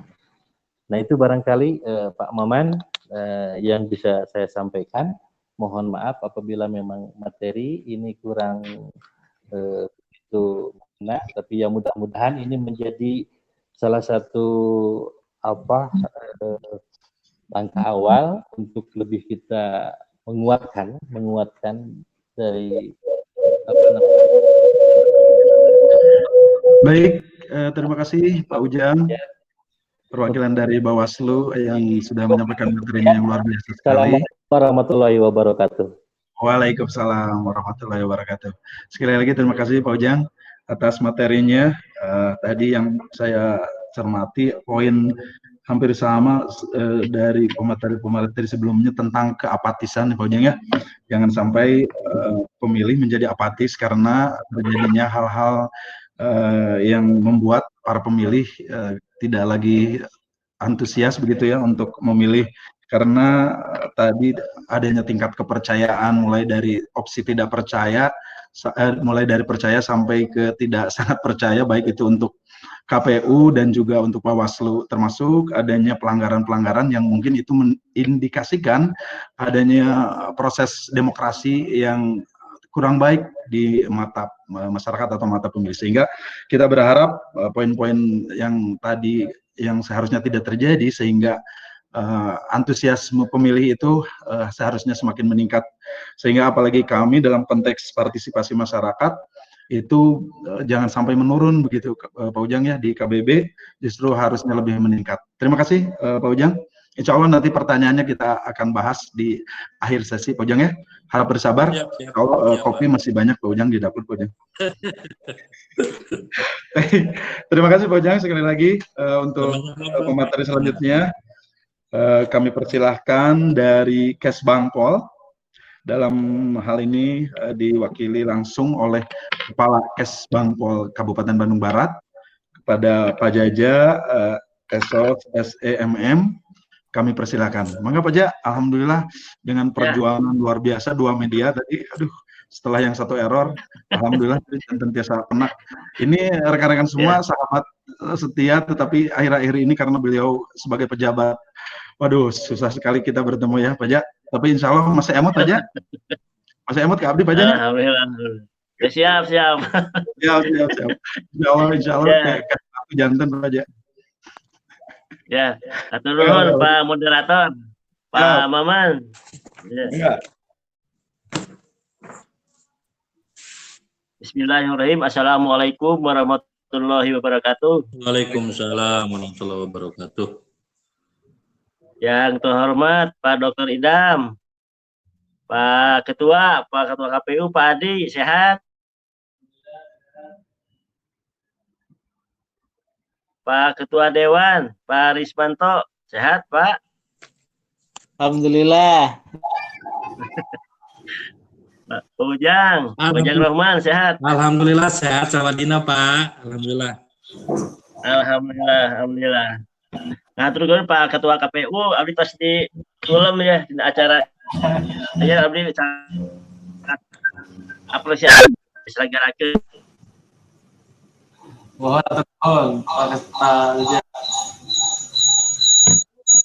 Ya, saya akan dalam ini fungsi daripada dalam penguatan demokrasi dari pemerintah daerah, khususnya Kesbangpol, dalam hal ini yaitu dalam mensosialisasikan kepada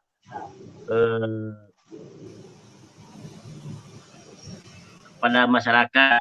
Nah, alhamdulillah pada tahun yang 2019 khususnya untuk Kabupaten Bandung Barat dalam pelaksanaan pemilu dan pileg dan pilpres dalam sukses atas kerjasama daripada pemerintah daerah, KPU sebagai penyelenggara, Bawaslu, dan unsur daripada partai politik serta masyarakat. Peran-peran daripada pemerintah daerah dalam hal ini yaitu dalam untuk mensosialisasikan dalam pemilu adalah dalam penguatan, di mana khususnya lebih ini saya fokuskan yaitu dalam penguatan kerukunan umat beragama. Karena dalam kerukunan umat beragama itu adalah dalam vitalitas agama. Dalam hal ini akan menunjang dalam suksesi untuk penguatan demokrasi dalam pemilu. Kedua, dalam pendidikan demokrasi yaitu dengan melaksanakan pendidikan politik pada seluruh elemen masyarakat, ya tokoh agama, tokoh masyarakat, LSM, ormas, dan pemilih pemula. Yang kedua adalah penguatan pendidikan politik kepada seluruh elemen masyarakat. Terus melaksanakan FGD, penguatan budaya dan etika politik masyarakat kepada pelajar, mahasiswa, dan organisasi masyarakat. Yang keempat, melaksanakan peningkatan penanganan dampak politik daripada pemilu pada seluruh elemen masyarakat. Yang kelima, melaksanakan penguatan sistem dan implementasi daripada pemilu. Yang terakhir yaitu melaksanakan atau monitoring pemantauan dampak daripada pemilu bersangkutan. Nah, alhamdulillah dalam hal ini dalam hasil pilek dan pilpres khususnya untuk partai politik di Kabupaten Bandung Barat melahirkan 50 DPRD. Jadi dalam ini Partai Keadilan Sejahtera, PDI Perjuangan, Partai Gerindra, Partai Golkar, Partai Kebangkitan Bangsa, Partai Demokrat, Partai Amanat Nasional, Partai Nasional Demokrat, Partai Persatuan Pembangunan, Partai Perindo. Dalam ini menghasilkan 50 kursi. Nah, daripada itu, Kesbangpol dalam ini dalam penguatan ini melahirkan daripada yaitu adanya untuk penguatan organisasi partai politik, kali penguatan dalam itu bantuan keuangan untuk partai politik, yaitu untuk sebagai pelaksanaan kegiatan dari partai politik bersangkutan. Dalam hal ini sampai tahun untuk 2019, tahun 2020 untuk bantuan keuangan partai politik khususnya di Kabupaten Bandung Barat per suara 1.500 per suaranya. Jadi alhamdulillah pas pelaksanaan pileg dan pilpres untuk tahun 2019 khususnya di Kabupaten Bandung Barat dapat terlaksana dengan sukses, dan terima kasih kepada partai politik, tokoh masyarakat, KPU sebagai penyelenggara, Bawaslu sebagai pengawas, dengan adanya kerjasama dari para peran-peran semua leading sektor, stakeholder, pelaksanaan daripada pemilu kemarin berjalan dengan sukses. Nah, itu yang perlu saya sampaikan, tidak banyak-banyak Pak Ketua. Cukup sekian, terima kasih. Wassalamualaikum warahmatullahi wabarakatuh. Waalaikumsalam. Saya lanjutkan lagi ke Pak Moderator, Pak Maman. Ya, Pak Kepala Kesbangpol.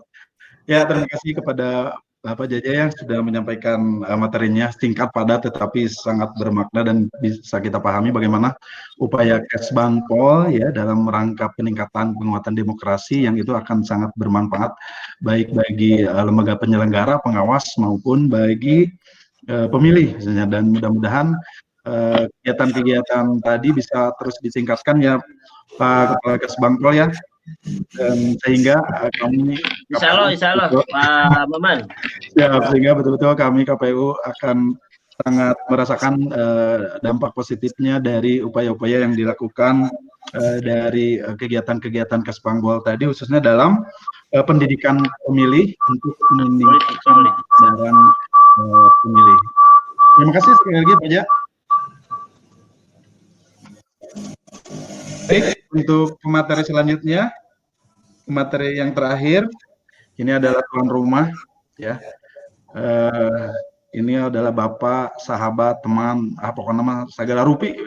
Ku habis ya segala rupi. Wah, pokoknya saya ya kepada Bapak Adi Saputro selaku Ketua KPU Kabupaten Bandung Barat, kami persilakan untuk menyampaikan materinya. Mengapa, Adi? Ya, atur nuhun Pak Maman, Ketua Divisi Sosialisasi Pendidikan Pemilih SDM dan Paktimak. Jadi ini Ketua Divisi ini paling panjang ini jabatannya. Insya Allah honornya panjang gitu. Jadi mudah-mudahan amal ibadahnya juga panjang gitu ya. Bismillahirrahmanirrahim. Assalamualaikum warahmatullahi wabarakatuh. Waalaikumsalam warahmatullahi wabarakatuh. Yang saya hormati dan saya banggakan Pak DPRD Kabupaten Bandung Barat Pak Ismanto, alhamdulillah bisa hadir dengan kesibukan ya. Padahal saya baru WA itu baru kemarin mendadak gitu, sehingga tapi alhamdulillah beliau beri kesempatan untuk hadir bergabung di diskusi pertama kita ya, pertama yang kita inisiasi. Yang kedua juga saya terima kasih ke Pak Jaja ya, Kepala Kesbangpol yang memang juga luar biasa ini. Jadi sempat kita audiensi pun belum sempat ketemu waktu itu ya. Iya, siap. Tapi alhamdulillah ada dua hasil yang kemarin diskusi dengan Kesbangpol, diantaranya ada kerjasama KPU dengan Kesbangpol tentang bagaimana pendidikan pemilih ke depan. Mudah-mudahan. Ya, insya Allah ditindaklanjuti Pak Maman. Ya, Pak itu Pak. Iya, ya, kemarin kendalanya karena mungkin masih ini ya, ada wabah virus COVID-19 ya, jadi sehingga kelihatan Iya, mohon diberhentikan dulu ya, sifatnya daring. Terima kasih. Dan juga dari Pak Ujang Rahman dari Bawaslu, terima kasih rekan ya, beda kamar tapi ini jarang ketemu nih wabah corona ini, kelihatannya pada masing-masing dekem di kamar gitu ya. Yang penting sehat Pak Ketua. Siap. Alhamdulillah, nuhun kanggo gitu kan ya. Dan terakhir saya terima kasih sekali nih ke komandan saya ya, guru ya, Pak Idam Khalid ya. Sebenarnya beliau juga ada diskusi lain ya di pada hari ini, sehingga mungkin waktu sangat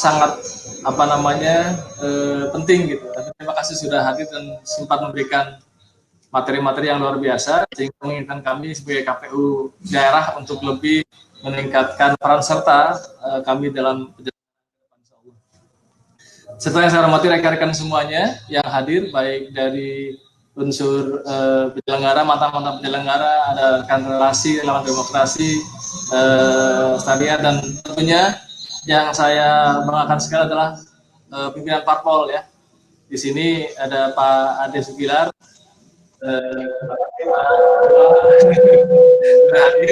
ya, mudah-mudahan nanti bisa memberikan masukan-masukan ya dalam rangka diskusi ini. Kenapa kita mengadakan diskusi ini? Karena memang kita mengharapkan pada pemilu ke depan itu apa yang kita lakukan pada pemilu kemarin itu banyak kebaikan. Ya, kenapa kita mengambil tema penguatan demokrasi? Ya, karena memang seperti tadi sampaikan oleh Pak Idam Khalid dan juga Pak Ketua DPR bahwa demokrasi sebagai alat untuk mencapai tujuan, ya tentunya mungkin Indonesia makmur, sejahtera, HPP juga sama kondisinya, sehingga dalam konteks inilah kemudian kita bicarakan. Walaupun sasaran berikutnya adalah bagaimana membangun atau meningkatkan kesadaran ya pemilih ya pasca pemilu 2019.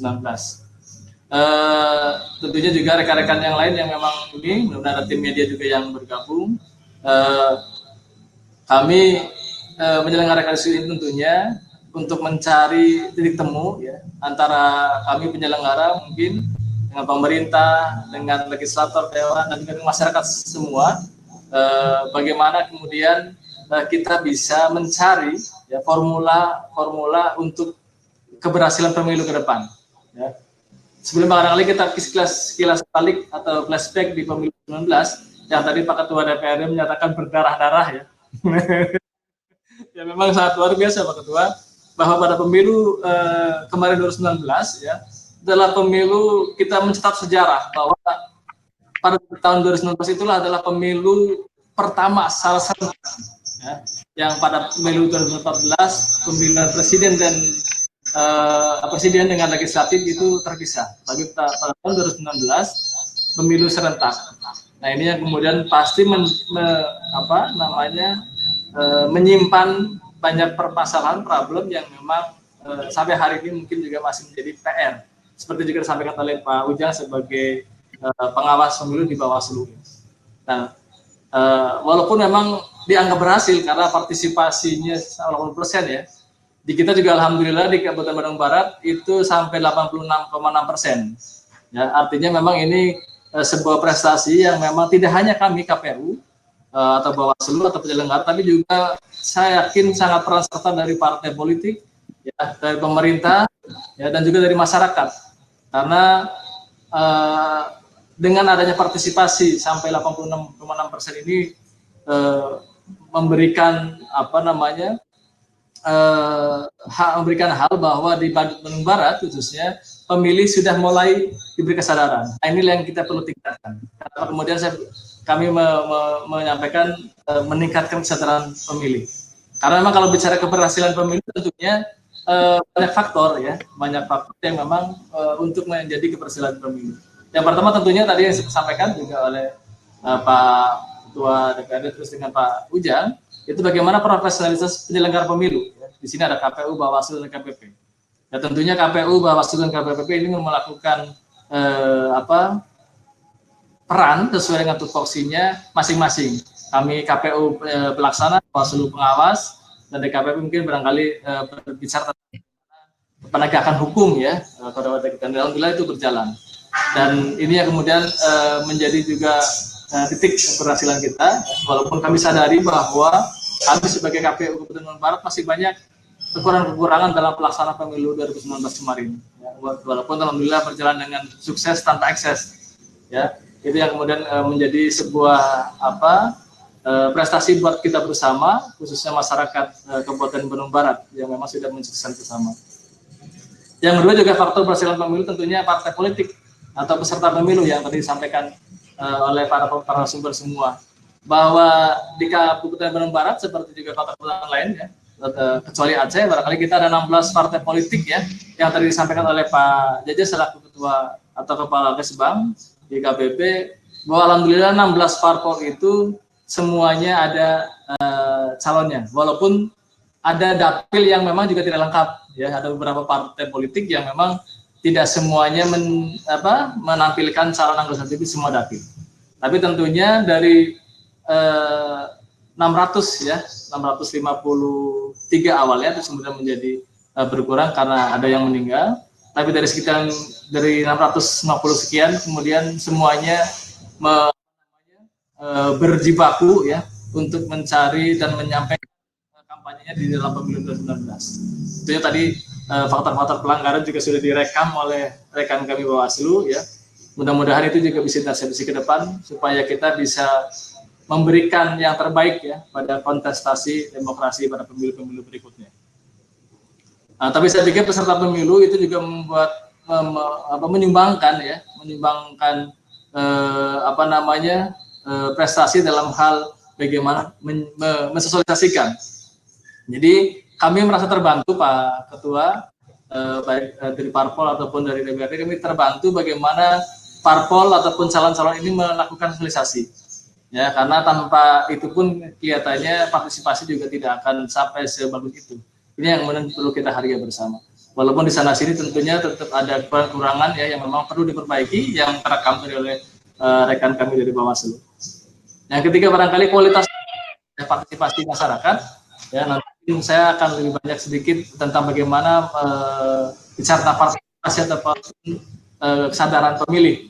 Ya, alhamdulillah partisipasi tadi kita sampai 86,6 ya untuk presiden, dan untuk pemilih legislatif sekitar 86 sekian. Jadi ada perbedaan sedikit saja.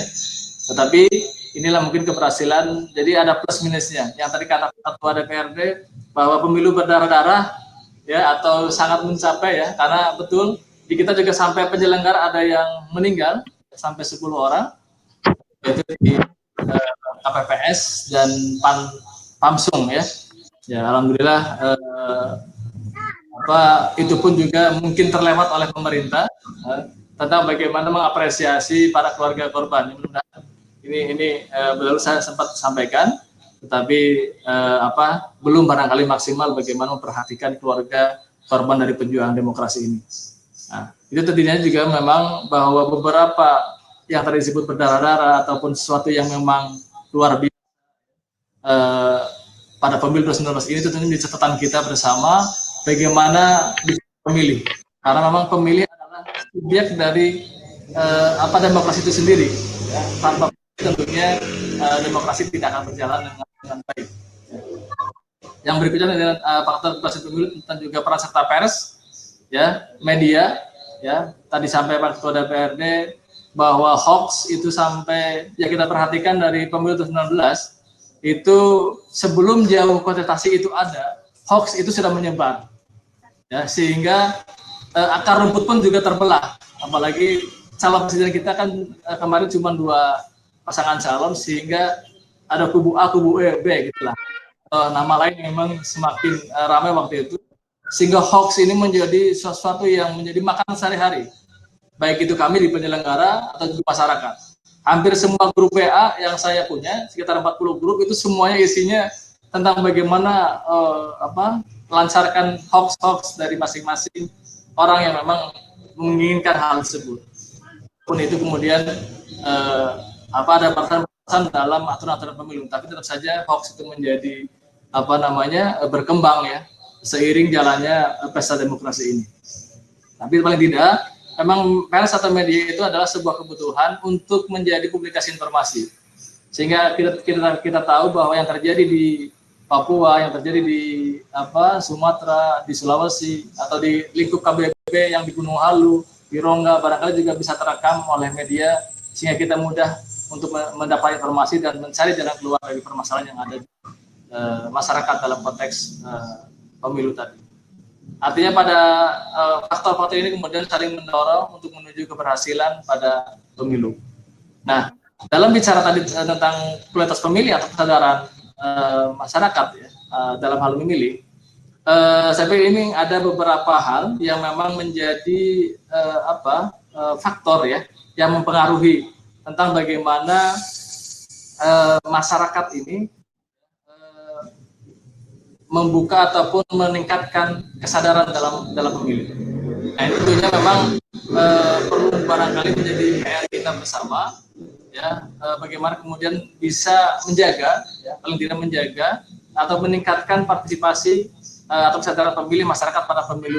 Ya, yang walaupun kita bicara pemilu, ya Pak Ketua sudah dan para rekan-rekan parpol sudah paham bahwa sistem pemilu kita dan waktu pemilu kita masih menjadi perbincangan yang alot ya, sampai pemilu 2020 pun yang nanti seharusnya tanggal Desember pun diundur karena memang ada wabah ya COVID-19 ini. Nah, tapi juga yang menjadi perbincangan bagaimana kemudian mengagendakan pemilu berikutnya.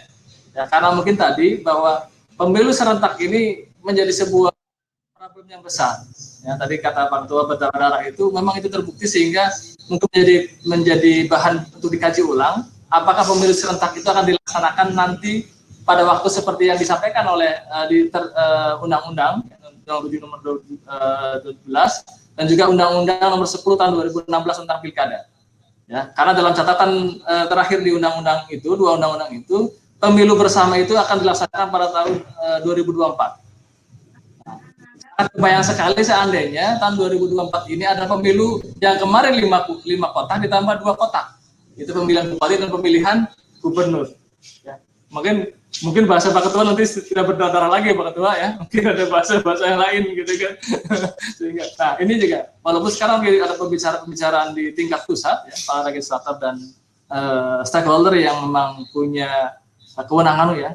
Bagaimana membuat alternatif seperti memang putusan MK yang kemarin dikeluarkan juga menyampaikan bahwa pemilu serentak ada sebuah keniscayaan, tetapi penjadwalan pemilu serentak itu dibagi beberapa alternatif lah usulan MK. Nah ini yang sedang dibahas ya oleh DPR RI, walaupun sudah banyak muncul beberapa opsi, diantaranya apakah pilkada nanti akan diserentakkan tahun 2022. Nah ini juga saya pikir ini menjadi hal yang luar biasa tatkala seandainya gitu pilkada serentak itu nanti akan diadakan pada tahun 2022. Kita sendiri yang harusnya pilkada 2023 ya mungkin akan maju contohnya. Atau barangkali pemilu hanya dibagi lagi menjadi pemilu pusat dan pemilu lokal barangkali. Pusat itu adalah DPR RI, DPD dan Presiden, pemilu lokal itu DPRD provinsi, DPRD kabupaten kota, Pilbub dan Pilgub barangkali. Kalaupun diadakan lagi pada tahun 2022 dengan pemilu lokal tadi, saya pikir juga nanti akan banyak hal yang memang disesuaikan. Ya, ini juga menjadi hal yang memang perlu menjadi pemikiran bersama. Atau ada alternatif berikutnya bahwa pemilu akan dilaksanakan, pemilu nasional tetap 2024, pemilu lokalnya 2026 segala macam. Tapi itu masih dibahas. Ya mudah-mudahan kalau harapan kami sebagai penyelenggara, apapun yang menjadi keputusan dari para pembuat undang-undang itu harus kita laksanakan dengan baik. Walaupun catatannya mungkin barangkali perlu kita sampaikan kepada pihak-pihak di atas sehingga pemilu nanti yang akan diagendakan itu menjadi yang lebih bagus ya, baik secara konteks demokrasinya, terus secara konteks bagaimana kondisi sosial politik dan hal macam.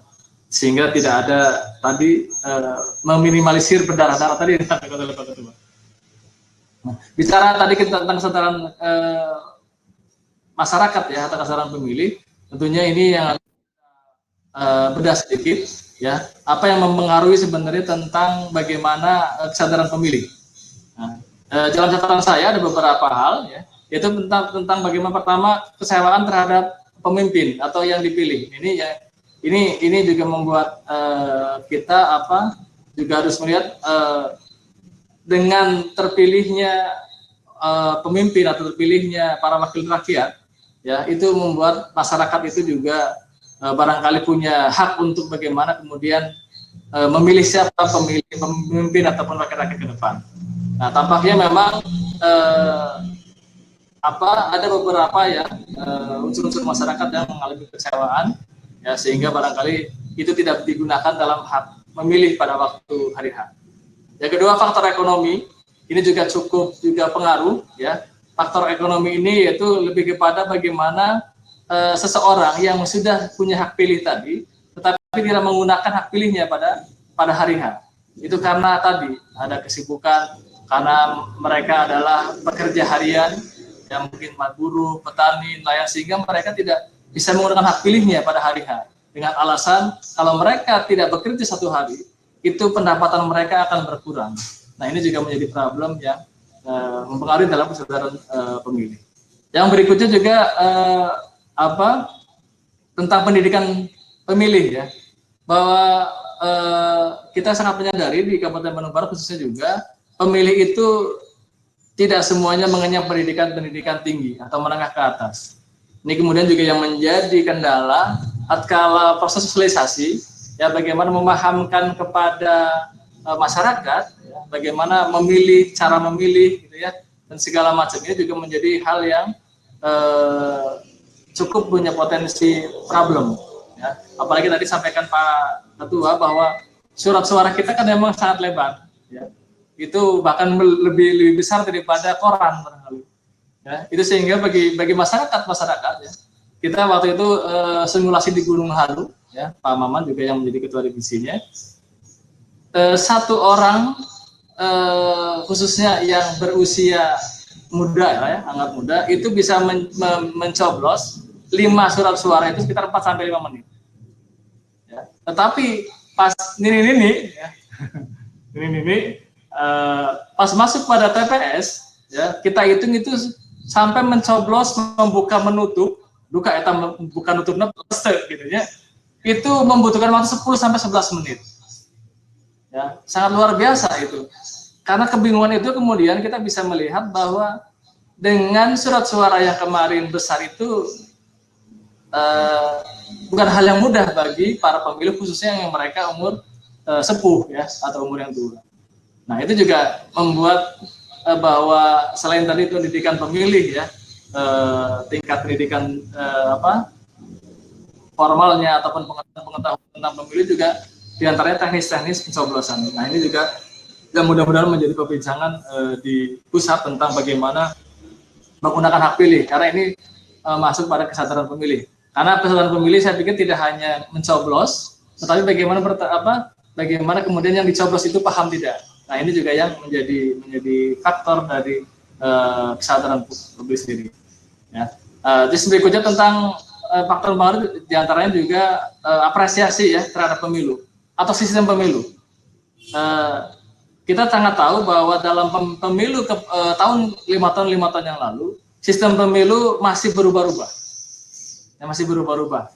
Ya, mungkin dulu kalau kita zaman Orde Baru tertutup, ya, kemudian terbuka, persoalan terbuka, ya, yang kita jalankan sekarang, itu pun juga masih membingungkan oleh publik atau masyarakat. Di antaranya bagaimana tadi nomor urut juga tidak menjadi sebuah keniscayaan, ya, karena nomor urut hanya sebuah nomor, tapi tatkala yang dipilih suara terbanyaknya nomor terakhir atau contohnya itu yang menjadi itu adalah yang terakhir tadi.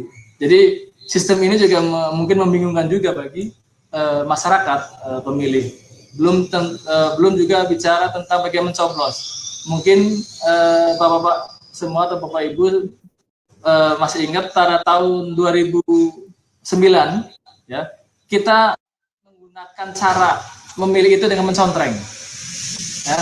Nah, itu cukup gaduh itu mencontreng itu. Saya lihat ada pulpen yang tidak bisa untuk mencontreng dan segala macam tidak tersediaan gitu, ya, sehingga itu membuat masyarakat juga kebingungan. Kemudian pada tahun 2014 sampai sekarang kemarin yang 16 itu menggunakan lagi mencoblos. Nah, itu diantara juga sistem pemilu selain perekrutan, ya, yang tadi disampaikan, itu juga cukup membingungkan masyarakat sehingga ini juga mempengaruhi oleh kesadaran pemilih, ya, dalam pemilih masyarakat ini. Dan juga ada beberapa faktor, ya. Saya juga membaca buku mungkin hampir sama dengan Pak Ketua. Ada beberapa buku yang saya baca diantaranya tentang bagaimana kesadaran pemilih ini dibahas. Di antaranya pengamat politik ada Pak Bismar Arianto menyampaikan bahwa ada beberapa faktor, ya, ada faktor internal dan faktor eksternal. Nah, tadi Pak Ketua DPR menyampaikan faktor internal ini yang juga menghambat atau menjadi pengaruh pada kesadaran pemilih tadi. Itu faktor teknis, ya.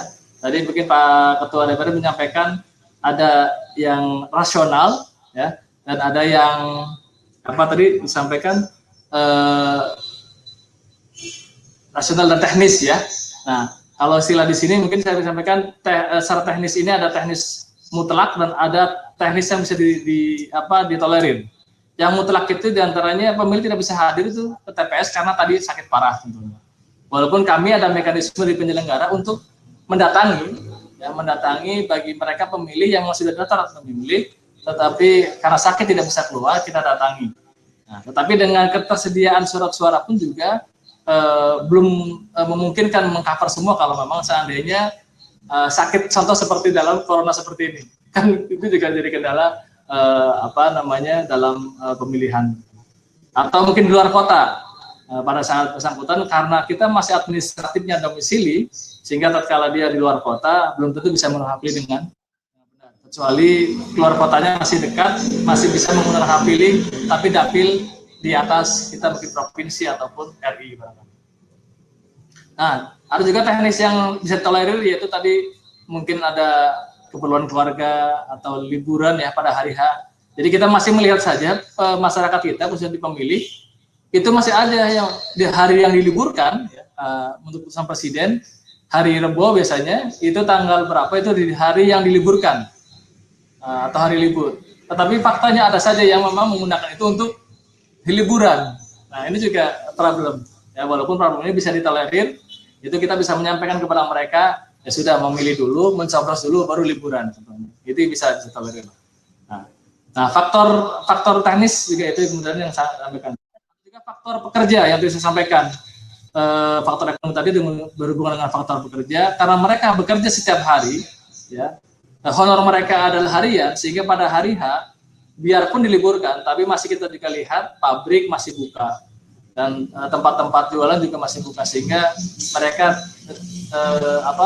masih juga memilih antara bagaimana mencari pendapatan atau menggunakan hak pilih. Nah, apalagi dihubungkan dengan kecewaan mereka, percuma memilih OG tidak akan ada perubahan contohnya. Ini juga jadi problem kan. Yang kedua juga faktor eksternal. Nah, faktor eksternal ini ada beberapa faktor, ada 3. Pertama, administrasi. Nah, memang ke depan mudah-mudahan saya akan undang diskusi lagi dengan Disduk ya. Faktor administrasi sangat penting. Kita sangat tahu bahwa pemilih itu harus memiliki KTP elektronik atau surat keterangan ya dari Dukcapil. Nah, tanpa itu mereka tidak bisa menggunakan hak pilih. Nah, ini juga problem. Sedangkan bagaimana perekaman ataupun fakta dari masyarakat yang punya KTP elektronik itu belum semua. Sehingga ini juga menjadi kendala bagaimana secara administratif mereka harus bisa menghadiri dengan administratif tadi. Atau yang pindah pilih. Ya, ketentuan di kita pindah pilih itu boleh asal mendaftar ya, PS yang tujuan ataupun PS asal. Tetapi juga harus dilihat karena di dalam sistem pemilu kita masih menggunakan dapil. Sehingga kalau orang yang tidak tinggal di domisilinya, dia pindah ataupun pindah pilih di kota kabupaten lain atau provinsi lain, tidak akan mendapatkan surat suara sejumlah 5 tadi. Nah, ini juga menjadi faktor administratif yang mungkin kalau dulu pernah dilaksanakan pada pemilu-pemilu dulu, itu mau pindah kemanapun surat suaranya mendapatkan yang sama. Kalau pada ketentuan pemilu-pemilu yang terakhir itu tetap diakomodasi, tetapi melihat dapilnya mana yang memang sesuai dengan pindah memilihnya tadi. Faktor yang berikutnya tentang eksternal adalah faktor sosialisasi. Tadi saya sudah sampaikan, sosialisasi ini kan memang banyak yang melaksanakan. Kami penyelenggara, partai politik, ya, juga mungkin pemerintah juga membantu sosialisasi. Tapi dalam mekanisme ini memang juga perlu ada strategi menyentuh ke masyarakat. Ya, termasuk bagaimana tadi cara mencoblos, membuka, menutup, gitu ya, surat suara, bagaimana mereka mengatakan mana yang sah dan tidak sah, kan ini juga menjadi faktor yang penting. Di samping bagaimana kemudian pentingnya memilih untuk pemilu atau untuk mencari pemimpin. Ini faktor sosialisasi yang memang menjadi faktor eksternal. Dan yang ketiga faktor eksternal adalah faktor politik. Ya, ketidakpercayaan publik terhadap pemilu, terhadap penyelenggara, terhadap partai politik, terhadap kandidat ataupun pemimpin itu sendiri itu juga perlu diantisipasi. Sehingga ini kemudian seiring sejalan bagaimana kesadaran pemilih ini dibangun, ya, ditingkatkan bersama-sama dengan harapan kemudian pemilu berikutnya, entah tahun berapa gitu ya, apakah memang nanti mau serentakan 2024 ataupun ini, tapi ini langkah-langkah yang perlu kita perlu kita bicarakan bersama. Jadi barangkali diskusi ini kemudian kita bisa mencari formula. Ya. Kami juga memohon nanti kepada pihak tertentu untuk kita melakukan rutin diskusi ini. Ya, syukur-syukur nanti setelah bebas penyakit corona ini kita bisa diskusi lebih intens, ya, bisa bertemu gitu ya, sehingga pembicaranya bisa lebih intens barangkali. Nah, tapi dari hal-hal yang tersebut tadi, saya pikir dari mulai dibahas oleh Pak Idam sampai terakhir oleh Pak Kepala Kesbang, Pak Jaja, itu kemudian bagaimana kami atau kita bersama berperan dalam posisi kita masing-masing, ya suatu posisi kita, tetapi kita cari jalan yang bersama, sehingga bagaimana pemilih ke depan itu bisa menggunakan hak pilih dengan benar. Karena tadi saya sampaikan bahwa partisipasi masyarakat atau kesadaran pemilih ini juga ada beberapa faktor. Ya.